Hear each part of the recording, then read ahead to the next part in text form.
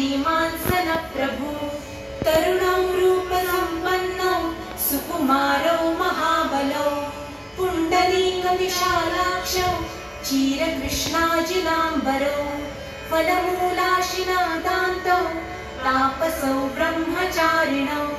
पुत्रौ दशरथस्यैतौ भ्रातरौ रामलक्ष्मणौ शरण्यं सर्वसत्त्वानां श्रेष्ठौ सर्वधनुष्मतां रक्षः कुलनिहन्तारौ त्रायेतां रघुत्तमौ आत्तसज्जधनुषा विशुस्पृशा वक्षया शुभनिशङ्कसङ्गिनौ